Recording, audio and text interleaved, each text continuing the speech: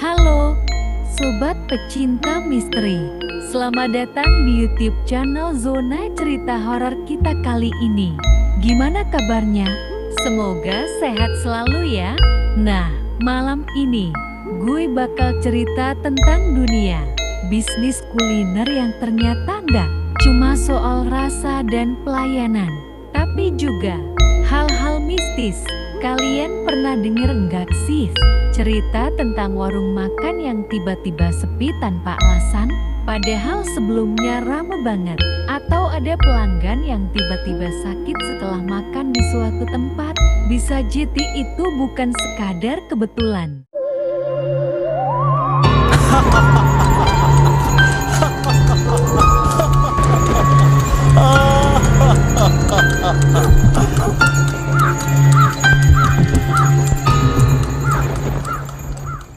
Nah, cerita kali ini tentang Pak Jono, pemilik warung pecel lele yang laris banget di daerahnya. Setiap malam, warungnya selalu penuh. Tapi sejak ada warung baru di seberang jalan, keanehan mulai terjadi. Awalnya, makanan yang disajikan Pak Jono mulai terasa hambar. Padahal bumbunya sama. Pelanggan mulai komplain.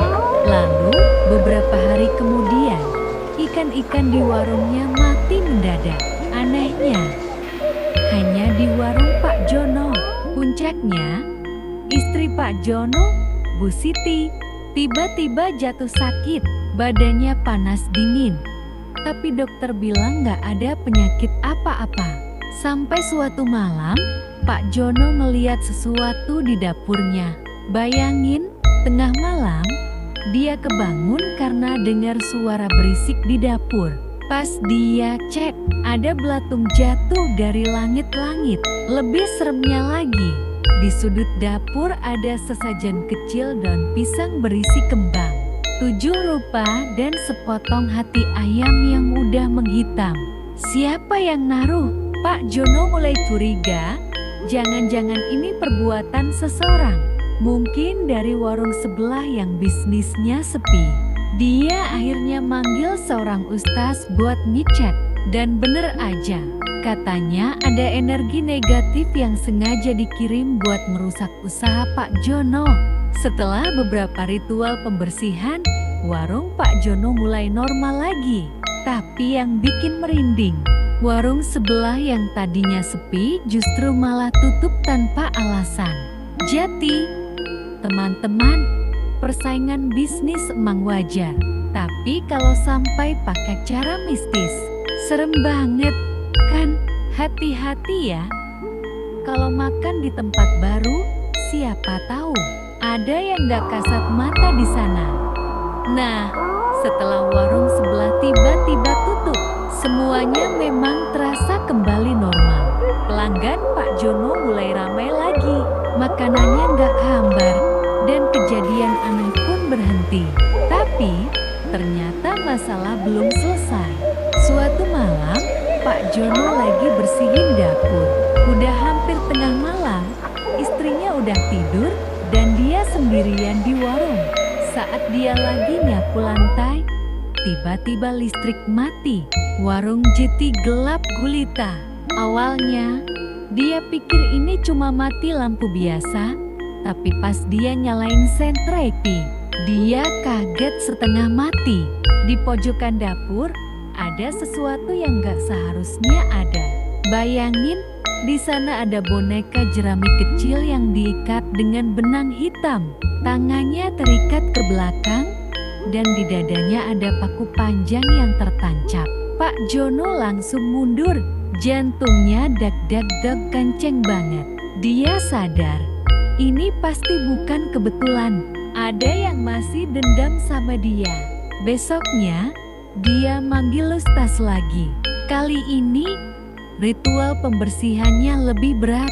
Dan bener aja, kata ustaz, ada energi negatif yang masih menempel di warungnya. Yang lebih mengerikan, ustaz itu tiba-tiba bilang, Pak Jono, ini bukan santet biasa. Ini dendam. Dan orang yang ngirim masih belum puas. Mendengar itu, Pak Jono merinding.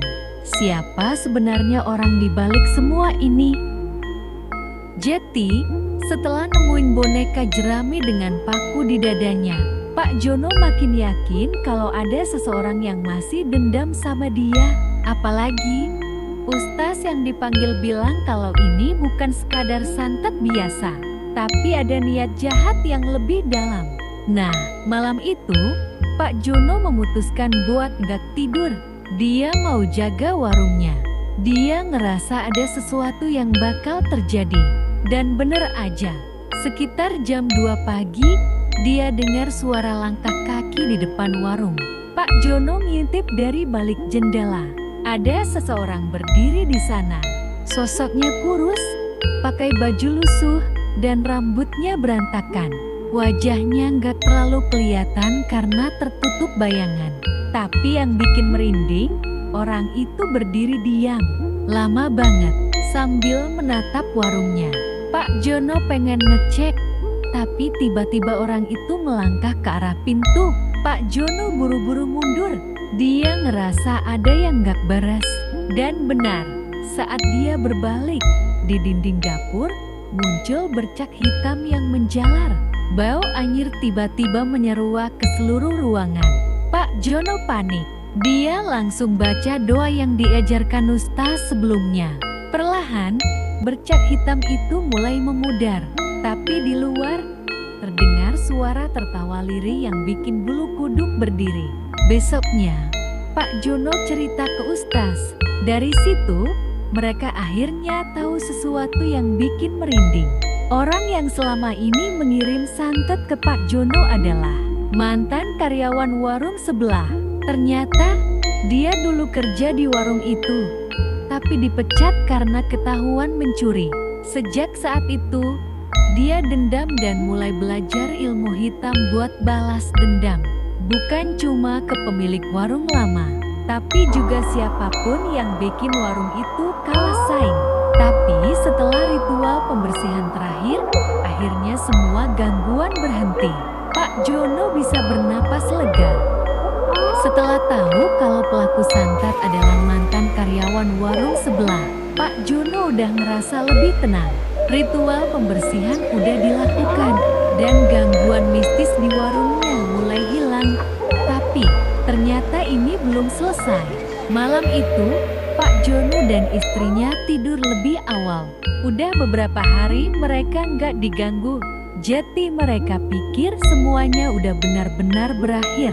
Tapi sekitar jam 3 pagi, Bu Siti kebangun karena dengar suara ketukan di jendela kamar mereka. Tok, tok, tok. Perlahan, Bu Siti bangun dan ngintip dari sela gorden. Dan yang dia lihat, bikin darahnya langsung membeku. Di luar jendela, ada sosok hitam berdiri.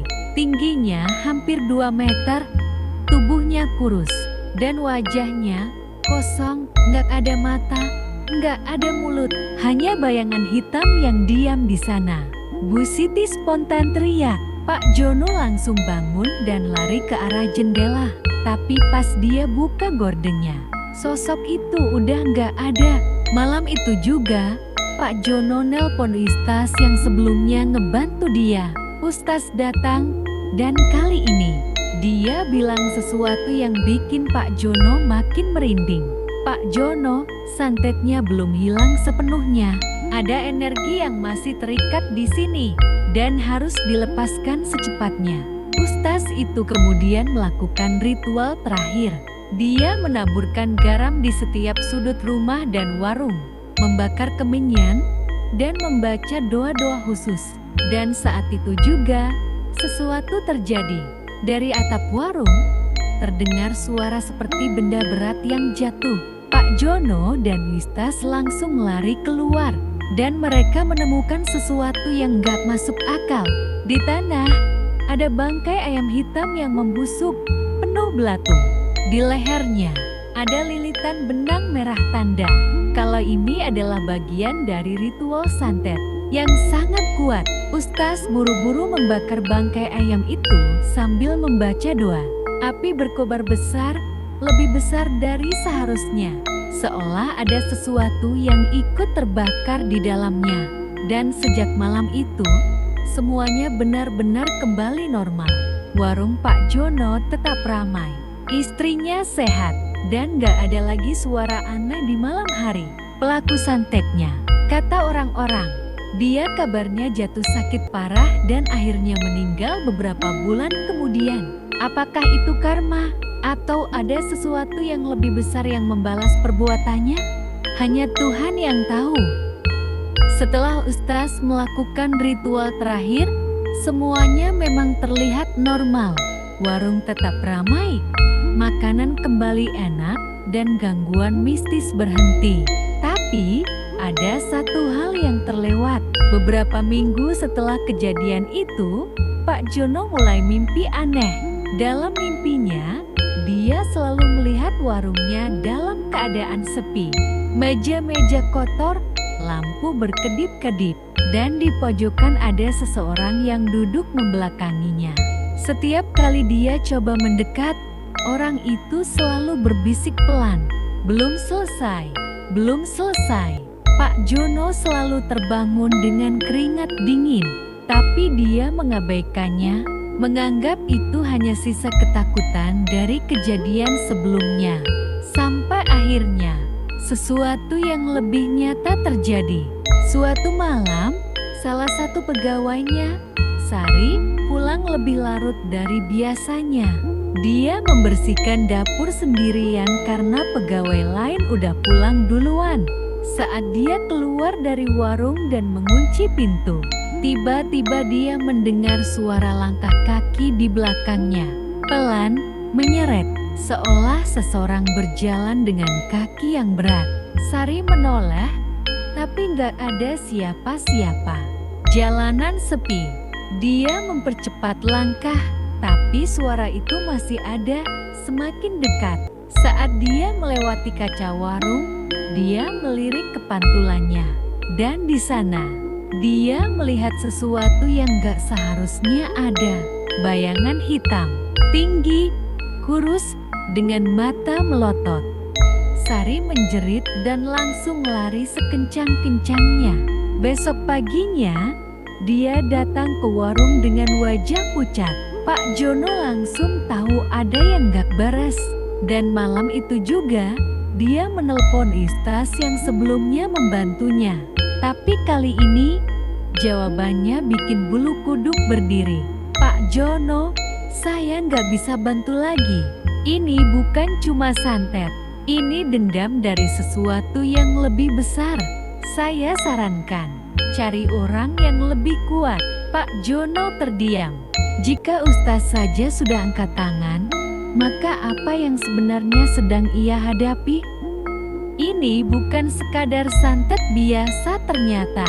Masih menjadi pertanyaan besar di pikiran Pak Jono. Pak Jono mulai panik. Kalau Ustaz aja udah angkat tangan, terus siapa yang bisa bantu dia? Dia akhirnya bertanya ke salah satu pelanggannya yang dikenal punya kemampuan spiritual. Namanya Mbah Surti. Wanita tua itu sering makan di warungnya dan dikenal sebagai orang pintar di kampung. Malam itu, Pak Jono mengundang Mbah Surti ke warungnya. Begitu masuk, wajah Mbah Surti langsung berubah. Dia diam, memejamkan mata, lalu berkata pelan, "Pak Jono, ini bukan cuma santet, ini kiriman jin pesugihan." Pak Jono kaget. Mbah Surti melanjutkan, "Orang yang mengirim santet ke warung ini dulu. Dia nggak sendirian. Dia punya tuan.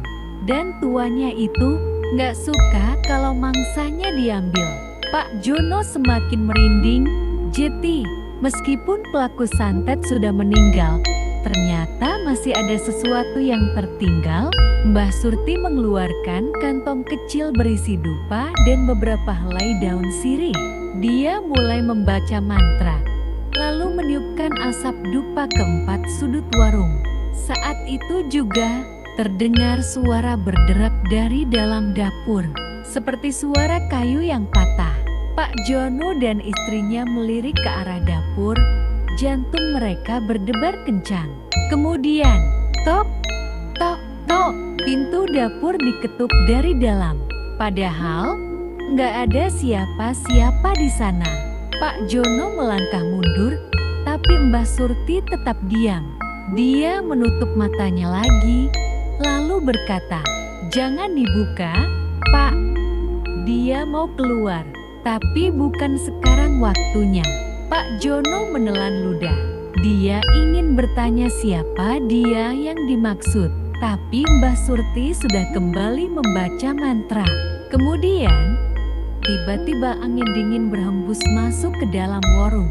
Lampu berkedip-kedip, dan dari dapur muncul bau anyir yang menusuk hidung. Saat itulah sesuatu mulai terlihat di sela pintu dapur. Sesuatu yang membuat Pak Jono nyaris pingsan. Sebuah tangan, kurus, pucat, dengan kuku panjang yang menghitam, menyembul dari celah pintu. Dan dari dalam, terdengar bisikan serak, "Aku belum selesai." Pak Jono benar-benar ketakutan, tapi Mbah Surti tetap tenang. Dia terus membaca mantra, membakar dupa, dan menaburkan garam di sekitar warung. Tapi tiba-tiba, tok, tok, tok, pintu dapur diketuk lagi. Kali ini lebih keras. Bu Siti, istri Pak Jono, mulai menangis ketakutan. Pegawai warung yang masih ada di sana pun ikut merapat ke sudut ruangan. Tapi yang bikin suasana makin mencekam adalah suara yang tiba-tiba terdengar dari dalam dapur. Suara berat, serak, berbisik dari balik pintu, "Buka, aku lapar." Pak Jono langsung mundur selangkah. Jantungnya berdebar kencang. Mbah Surti menatap pintu itu dengan tatapan tajam. Lalu dia berbisik ke Pak Jono, "Pak, jangan menolak apapun yang terjadi." Pak Jono bingung. Maksudnya gimana, Mbah? Tapi sebelum Mbah Surti sempat menjawab, terdengar suara gemeretak keras. Pak Jono merasakan sesuatu. Seseorang berdiri tepat di belakangnya. Napasnya terasa berat. Ada aroma busuk yang menyengat. Dan lebih mengerikan lagi, dia bisa merasakan hembusan napas panas di tengkuknya. Pegawai warung yang melihat wajah Pak Jono langsung membelalak dan menjerit, "Pak, di belakang!" Pak Jono hampir refleks menoleh, tapi Mbah Surti langsung membentaknya, "Jangan noleh, tunduk!" Pak Jono langsung memejamkan mata dan tunduk dalam ketakutan. Mbah Surti mengambil segenggam garam dan melemparkannya ke belakang Pak Jono. Dan saat itu juga terdengar suara jeritan melengking. Pak Jono nggak berani membuka mata, tapi dia bisa mendengar suara sesuatu yang bergerak cepat. Suara cakaran di dinding. Lalu sunyi, benar-benar sunyi. Mbah Surti menarik napas dalam, lalu berkata, dia belum pergi, tapi sekarang dia sudah lemah. Pak Jono membuka matanya perlahan. Semua orang masih tampak ketakutan. Dan yang lebih mengerikan lagi, saat dia melihat ke pintu dapur, tangan yang tadi muncul dari celah pintu, kini sudah tidak ada. Tapi di lantai, ada bekas kuku hitam panjang, mencakar kayu dengan dalam. Apa yang sebenarnya masih bersembunyi di warung Pak Jono? Mbah Surti bilang, ada sesuatu yang masih terikat di warung ini. Bukan hanya jin pesugihan, tapi makhluk yang dulu pernah dipelihara oleh pelaku santet yang sudah meninggal. Dan malam itu, teror memuncak. Setelah jeritan melengking terdengar dan bekas cakaran muncul di lantai, warung kembali sunyi. Tapi bukan berarti semuanya sudah selesai. Mbah Surti menatap pintu dapur dengan raut wajah serius. Dia lalu menoleh ke Pak Jono dan berkata, "Pak, kalau kita nggak selesaikan malam ini akan terus menghantui." Pak Jono mengangguk, meskipun tangannya gemetar. Mbah Surti lalu meraih segenggam beras kuning yang sudah dicampur dengan garam dan daun bidara. Dia menggenggamnya erat, menutup mata, lalu berbisik, "Aku tahu kau masih di sini. Aku tahu kau belum pergi. Tapi tempatmu bukan di sini. Kembalilah ke asalmu." Saat itu juga, lampu warung berkedip-kedip. Udara terasa semakin dingin. Dan tiba-tiba, tok, tok, tok, pintu dapur diketuk lagi. Tapi kali ini bukan ketukan biasa.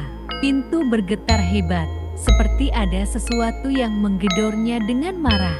Semua orang menahan napas. Lalu, suara berat itu terdengar lagi. "Aku tidak akan pergi." Tiba-tiba, pintu dapur terbuka sendiri, angin dingin berhembus keluar. Lampu mati seketika, dan di ambang pintu, mereka semua melihatnya. Sosok kurus tinggi, tubuhnya menghitam seperti arang, matanya merah membara, dengan kuku panjang yang mencakar lantai. Mulutnya menganga lebar, seakan menjerit tanpa suara. Mbah Surti tak membuang waktu. Dia melemparkan beras kuning ke arah makhluk itu dan membaca doa dengan lantang. Makhluk itu bergetar, tubuhnya mengejang, lalu mengeluarkan jeritan yang mengerikan. Pak Jono dan yang lain menutup telinga. Jeritannya begitu tajam, seakan menembus kepala.